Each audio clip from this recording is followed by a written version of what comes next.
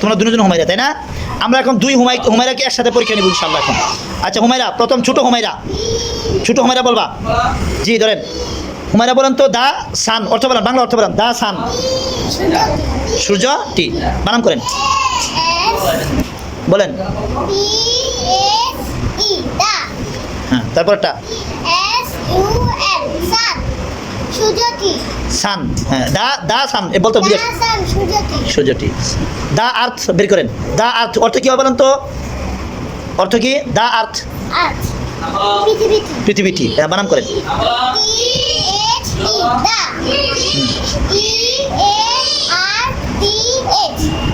হ্যাঁ আর্থ বলে একসাথে বলে।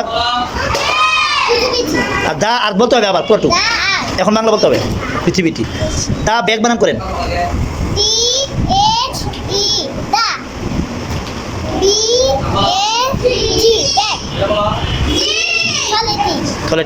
দা ব্যাগ একসাথে বলতে হবে না, দুইটা। আচ্ছা শুনেন, যদি ব্যাগ বলি শুধু ব্যাগ, আর যদি দা বলে বলার পর যদি ব্যাগ বলতে হয় তাহলে ব্যাগ কি হবে, ঠিক আছে? আচ্ছা হুমায়রা তুমি দা পাটনা বানান করো।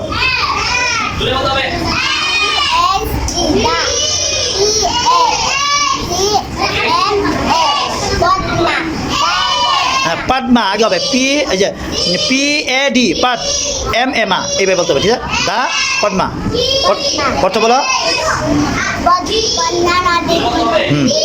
তারপরে দা কার অর্থ বলো। গাড়িটি। হ্যাঁ দা কার বানান করো।